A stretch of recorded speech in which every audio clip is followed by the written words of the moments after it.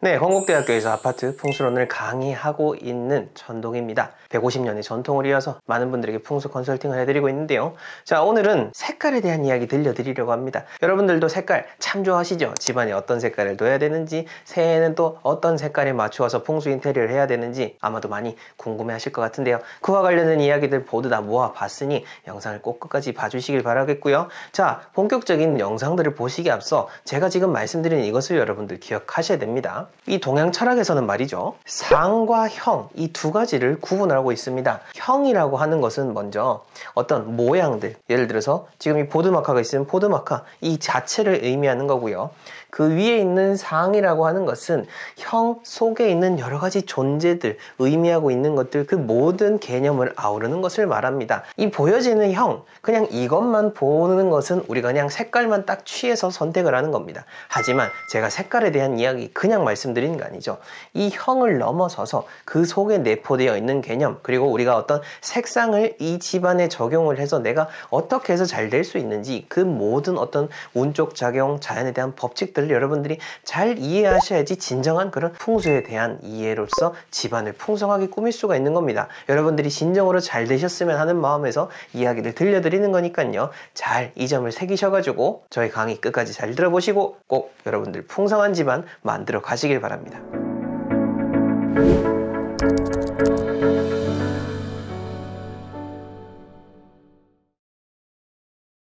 이 자연에 대한 색상 중에서 가장 의미 있게 우리가 설정하는 것이 바로 이 5가지 색. 이걸 문헌적으로 표현하자면 오방정색이라고 이야기를 합니다. 많은 분들이 오방색 혹은 오색이라고도 표현을 하죠.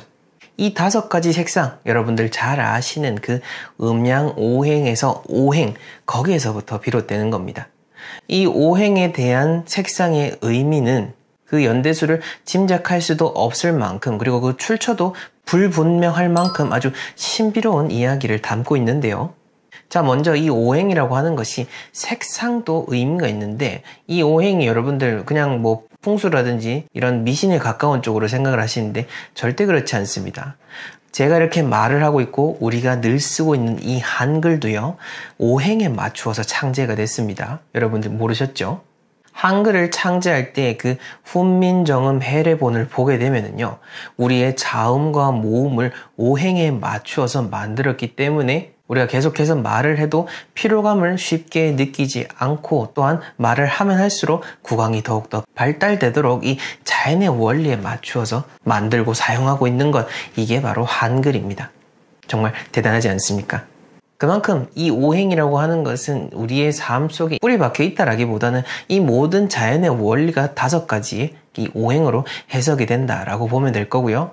그리고 이 오행에 맞는 이 오방색이라고 하는 것, 이 오방정색은 정약용 선생님이 쓰신 여유당 전설을 보게 되면은 동쪽은 청색, 남쪽은 적색, 서쪽은 백색, 북쪽은 흑색, 그리고 가운데는 황. 여러분들이 생각하시는 그 노란색. 이 5가지를 오색이라 한다라고 표현을 했습니다.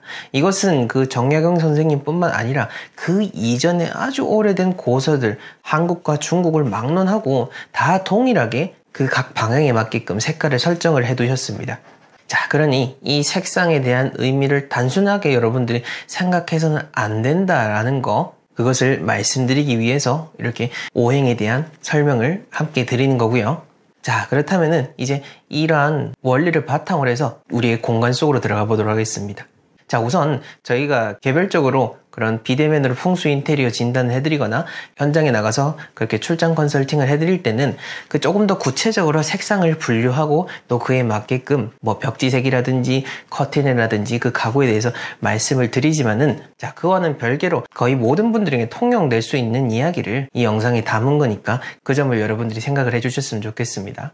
자, 현관으로 넘어가게 됐을 때 이 현관은 우리 집에 모든 운이 들어오는 그 시작점입니다. 그 시작점, 밝은 기운, 양의 기운, 양택에서도 그 처음이기 때문에 항상 밝고 화사해야 될 것입니다.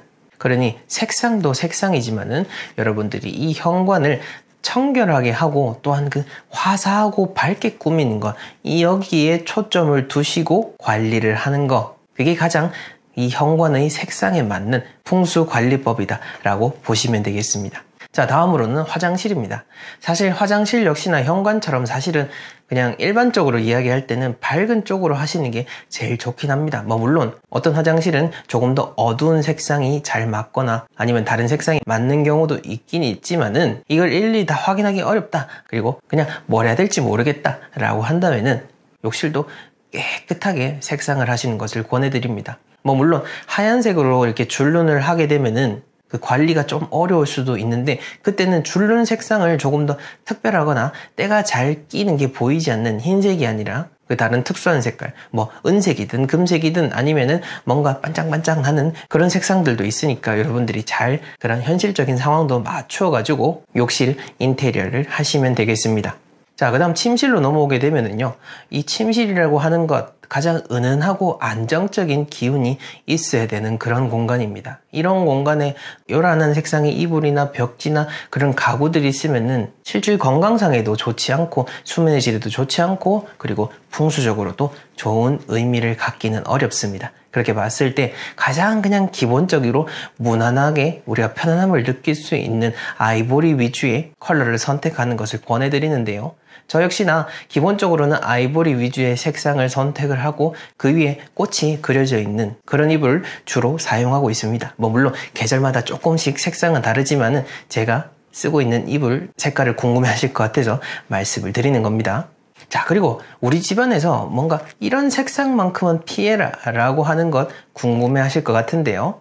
제가 여러분들 개별적인 그런 여러분들의 생기라든지 그런 집안의 풍수에 대해서 알지 못하기 때문에 딱 맞춰서 뭐라 이야기하기 어려운데 딱 이거는 피하면 좋습니다. 바로 색이 바랜 것. 그것은 그 어떤 물건이든 다 마찬가지입니다. 물론 오래 두면 가치가 있는 물건들도 있긴 있겠죠. 근데 그게 아니라 그냥 색이 바래가지고 낡았다라고 표현이 될 수 있는 것들은 이거는 뭔가 정리를 하거나 집안에서 잘 보이는 곳에 있었다면은 잘 보이지 않는 쪽으로 그렇게 슬슬 빼는 것을 제가 권해드리는 바입니다. 그리고 이 영상을 보시고 나면 앞으로 많은 분들이 또 질문을 남겨주실 것 같은데요. 이전에도 그렇고 정말 많은 분들이 이제 생년월일을 남겨주시면서 자신의 사주에 맞는 그런 색상 혹은 내 사주에 물이 없는데 불이 없는데 이것을 해도 됩니까? 라고 댓글을 남겨주시는데요. 여러분들이 잘 생각을 하셔야 되는 것은 이 사주의 원리 그리고 풍수의 원리가 다르다라는 겁니다. 즉, 그 근본 뿌리는 다 자연의 바탕을 두고 있죠. 하지만 그것을 해석하는 방법이 다르기 때문에 단순히 사주만 가지고는 색상을 판단하기는 어려울 수 있다. 즉, 그 개인의 사주에 따라서 무조건 집에다가 그것을 통용하기는 어려움이 있다라는 겁니다. 자, 그렇게 봤을 때 우리가 어렵게 생각하지 마시고요. 저 역시나 마찬가지입니다. 일반적으로 생각할 것 같으면은 우선은 여러분들이 원하시는 색상 위주로 선택을 하시되 일반적인 원칙에 어긋나는 정도만 아니라면은 집안을 조화롭게 꾸미는 거 그게 가장 중요한 거니까요. 그리고 지내시다 보면은 분명 그런 거 있을 겁니다. 아, 내가 오늘 이 색상의 옷이나 이 색상의 뭔가를 들고 나갔더니 별로 좋지 않더라 라는 이런 생활 속의 데이터가 여러분들이 어느 정도는 쌓여있기 때문에 스스로도 판단을 해낼 수가 있습니다. 그 점도 잘 참고하셔가지고 여러분들이 주체적으로 집안을 잘 꾸미고 또한 주체적인 삶을 살아가시기를 권해드립니다. 자, 우선 첫 번째로 이 중문이라고 하는 것은 사실 그 어떤 집이든 무조건 있는 것이 좋다라는 것이 원칙적인 거고요. 특히나 더 중문이 또 필요한 집은 어떤 곳이 있을까요? 바로 현관문을 열었을 때 바로 보여지는 문들이 있는 그런 집일수록 중문을 설치하는 것이 좋겠죠. 중문의 형태는 다양합니다.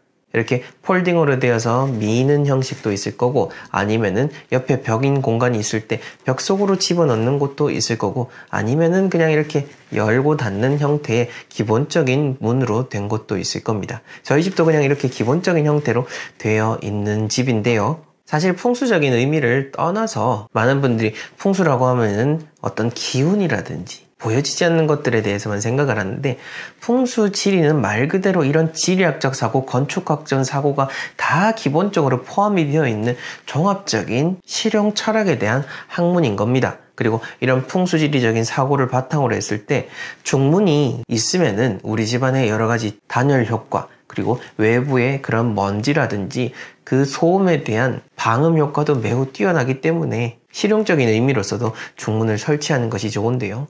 사실 지금 한 30년 이상 된 아파트들 같은 경우에는 설령 30평대라고 해도 현관을 열자마자 거실과 맞닿아 있는 형태로 되어 있는 집들이 참 많습니다. 모두 다 그렇다 절대 그건 아닙니다. 우리나라의 아파트만 해도 1만 단지 이상이 됩니다. 1만 단지의 집이 다 똑같을 수는 없겠죠. 그리고 제가 정말로 많은 아파트를 돌아보고 또 평면도를 분석을 해드리고 있지 않습니까?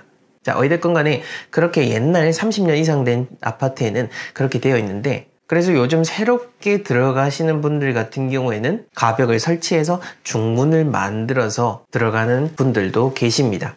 예전에 분당에 집 감정을 해드렸던 의뢰인의 집이 갑자기 생각이 나는데, 그분 같은 경우에도 이제 저희가 가기 이전에 그 집을 리모델링 할 때 그렇게 가벽을 설치를 하고 중문을 만들어서 현관 공간을 거실과 분리를 시키셨는데요.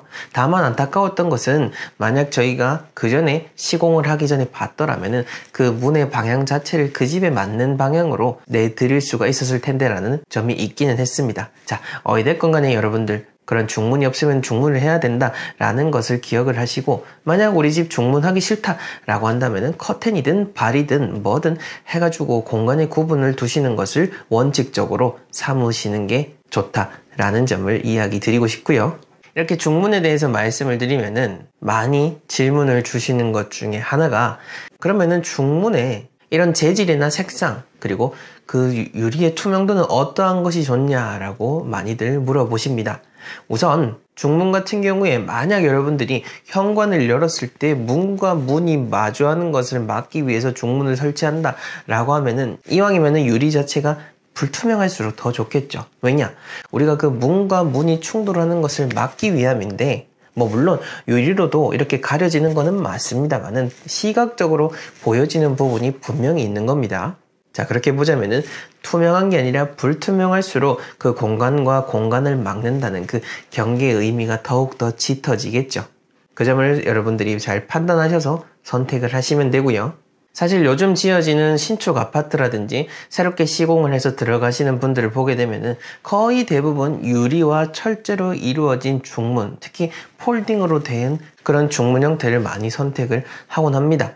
재질에 대해서 물어보신다면은 그 주류의 그 시류를 제가 거스르기는 그렇습니다만은, 어쨌든 집안에서는 나무의 소재일수록 좋기는 합니다. 하지만 그건 여러분들이 알아서 판단해서 적용을 하시면 되는 거고, 저는 원칙적으로 뭐가 좋은지만 이야기를 드렸습니다. 자, 그리고 오늘 제가 말씀드리는 내용을 듣다 보니 우리 집엔 중문이 없는데 이제 중문을 한번 설치를 해볼까? 라는 생각이 드는 분들이 있을 겁니다. 지금 내가 살고 있는데 중문을 달아도 될까? 라는 건데요. 물론 집안의 그 방향이라든지 날짜만 잘 맞추셔서 시공을 하시면은 아무런 문제가 없습니다. 근데 어쨌든 그 중문을 설치하는 것도 그렇지만은 내가 살고 있는 집에서 어떤 큰 수리를 하거나 부분적인 리모델링을 할 때는 좀 더 신중하셔야 된다라는 거죠. 그래서 가급적 저희를 통해서 컨설팅을 받으시는 분들이 새 집으로 갈 때는 저희가 늘 말씀드리는 것 중에 하나가, 이왕이면은 그 집에 들어가기 이전에 이삿날 받아놓고 입주하기 이전에 할 수 있는 것들 다 하고 들어가신 이후에는 손대지 마시고 그냥 있는 그대로 지내시는 것이 좋다라고 말씀을 드리는 것도 그 이유입니다. 만약 내가 꼭 집에 손을 대야 되고 이런 중문이라든지 큰 시공을 해야 된다라고 한다면은 정확하게 날짜랑 방향에 대해서 컨설팅을 받으시고 진행할 것을 적극적으로 권장을 드립니다.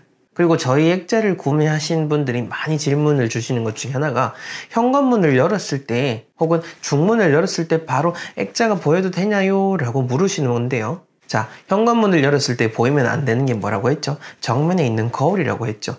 액자라든지 저희 액자뿐만 아니라 그 어떤 거든 괜찮습니다. 그렇게 장식물, 조형물을 두는 거, 그게 뭔가 흉한 거라든지 나쁜 의미 혹은 칙칙하고 우울한 의미가 아니다라고 하면은 현관을 열었을 때 바로 보이는 곳에 걸어 두셔도 괜찮으니까요. 너무 염려하지 않으셔도 됩니다. 자, 2025년 많은 분들 다 잘 알고 계시는 것처럼 바로 을사년입니다. 을사년. 을사인데요. 푸른 뱀의 해다 라고도 말을 하고 있고요. 앞에 첫 번째 을이라고 하는 것은 을목, 그리고 뒤에 사라고 하는 것은 사화라고 해서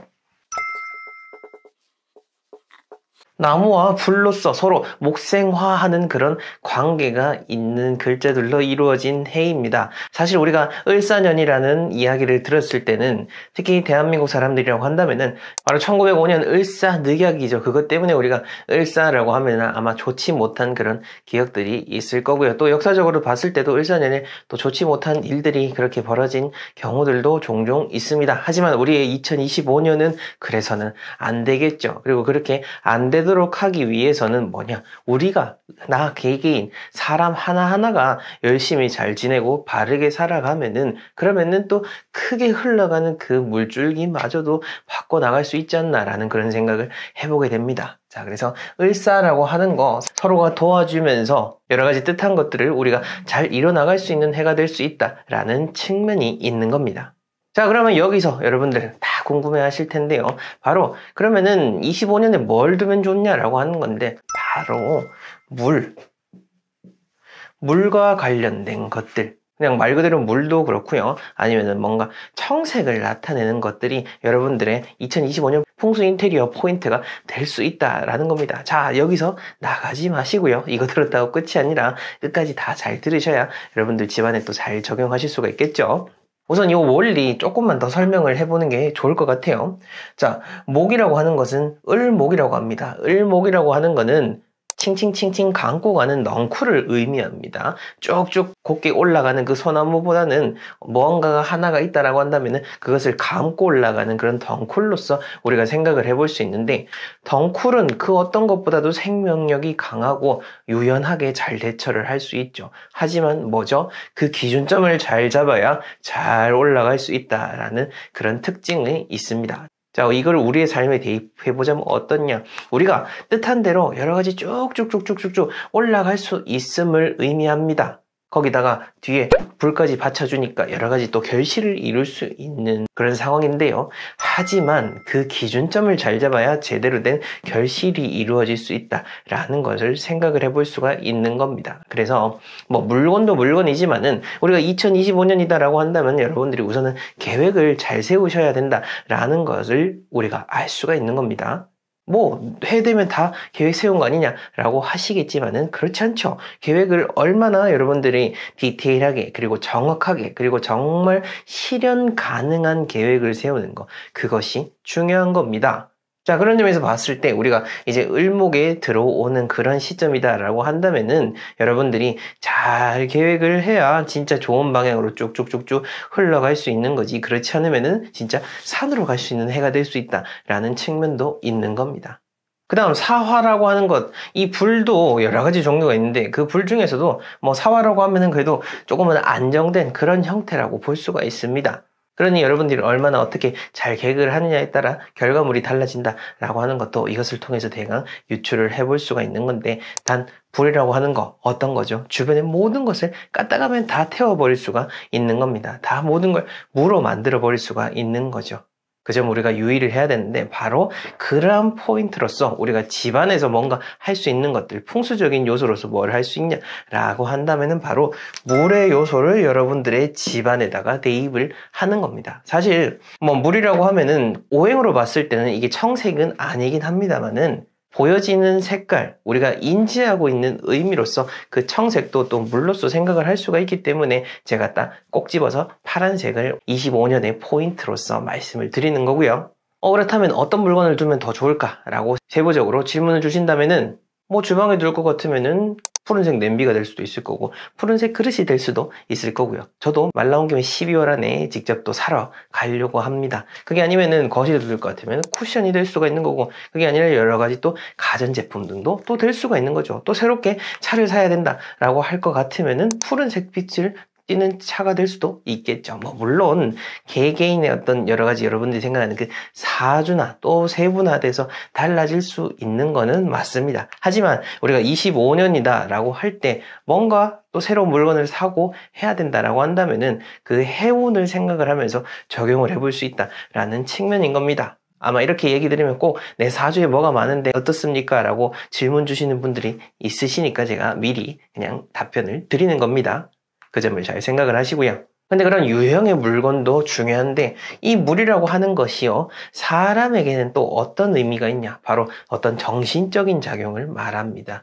종교 활동을 하는 것도 그렇고 집안에서 기도라든지 이런 모든 활동들이 또 물의 속성을 가질 수가 있기 때문에 여러분들 특히 2025년에는 뭔가 의지를 하고 내가 마음의 평안을 얻을 수 있는 활동을 집안에서 하면 더욱더 좋다라고 하는 거죠. 물론 제가 평상시에도 집안에서 여러 가지 하실 수 있는 좋은 행동들 중에서 종교 활동과 명상에 대한 부분을 강조를 해드리고 있습니다만은 25년에는 더더욱 이것이 여러분들의 삶을 더 안정되게 할 수 있다라는 거죠.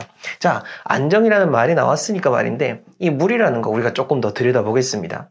이 물이라고 하는 거는요, 끊임없이 흐르는 어떤 유동성의 의미를 갖고 있습니다. 그런데 이거는 세부적으로 봤을 때고 조금 한 발짝 뒤로 물러나보게 되면요, 우리가 멀리서 물을 보고 있으면은 이것이 수평선이라고 가정할 때 물이 가만히 있는 것처럼 보입니다. 그렇게 아주 고요하고 침잠되어 있지만은 마치 우리가 가만히 있는 사람을 봤을 때 그냥 가만히 있는 것 같지만은 머릿속에서는 막 수많은 상상들이 왔다 갔다 하는 것처럼 물도 그렇다라는 거죠. 멀리서 봤을 때는 그냥 그렇게 똑같이 있는 것 같지만은 자세히 들여다보면은 물은 항상 어디론가 방향성을 띠고 흐르고 있습니다. 이러한 물의 특성이 있고 또 한 가지는 바로 응집력이죠. 강하게 끌어당기는 그 응집력이 있는 겁니다. 그래서 풍수에서도 물이 있는 곳을 통해서 이제 땅의 기운이 멈추게 된다라고 나와 있습니다. 그런즉슨 우리가 물을 통해서 더 많은 기운을 모을 수 있다라는 걸 생각을 해볼 수가 있는 거죠. 자, 이런 점을 통해서 여러분들이 2025년이라는 것을 대비를 함께 해볼 수가 있는 겁니다. 단순히 집안에 푸른 물건 하나 둔다라고 해서 여러분들의 삶이 절대 달라지지 않습니다. 제가 말씀드렸던 이러한 의미들과 더불어서 내 삶에 어떻게 적용하느냐에 따라 여러분들의 그 25년의 향방이 달라지는 거죠. 자, 그러니 여러분들이 얼마나 안정되게 그리고 얼마나 방향성 있게 계획을 세우고 여러분들 스스로 가만히 노력하느냐에 따라서 그 결과들은 이루어질 수 있다라는 측면으로서 새해를 준비하시면 되는 겁니다. 설령 주변에서 뭔가 흔드는 요소들이 있다 하더라도 거기에 대해서 스트레스를 안 받으시면 되고요. 어떻게 하면 안 받냐? 바로 내 중심만 잘 서 있으면 주변에 불어오는 그 불길이 휩쓸릴 필요가 없는 거죠. 주변에서 어떻게 뭐라고 하든 나는 나의 길을 묵묵하게 걸어가게 되면은 여러분들만의 짠 하는 그런 환한 결과물이 나오게 될 겁니다. 우리가 사는 집이라고 하는 건요, 올해든 내년이든 똑같습니다. 집 모양이 달라지는 것도 아니고 집의 위치가 달라지는 것도 아니죠. 하지만 변하지 않는다 하더라도 그 안에서 변하고 있는 요소는 뭐죠? 바로 여러분들이라는 존재입니다. 그리고 여러분들이 어떻게 행동하느냐에 따라 그 집안의 기운은 달라지게 되어 있고 여러분들의 삶도 달라지는 겁니다. 자, 그래서 여러분들 2025년에 무사히 잘 또 보내실 수 있도록 오늘 제가 그 해운에 맞추어서 또 좋은 색깔, 좋은 소품에 대한 이야기를 들려드려 봤습니다. 이 풍수의 이치, 그리고 자연의 이치, 동양 철학의 이치는요, 사실 우리가 그 뜻을, 그 의미를 짐작할 수도 없을 만큼 정말 체계적이고 아주 정확한 논리로 이루어진 것들입니다. 그래서 제가 이걸 얼마나 삶에 적용하고 믿고 따르냐에 따라 그 길흉이 달라진다라고 이야기 드리는 거죠. 여기까지 제 이야기를 들으시는 분들은 분명 지혜가 출중하신 분들이고 2025년에 대박이 나실 분들입니다. 그런 희망을 가지시고 지금부터 찬찬히 잘 계획을 세워 나가시길 바랍니다. 네, 그럼 저는 다음 시간에 더 유익한 이야기로 찾아뵙겠습니다. 시청해주셔서 감사합니다.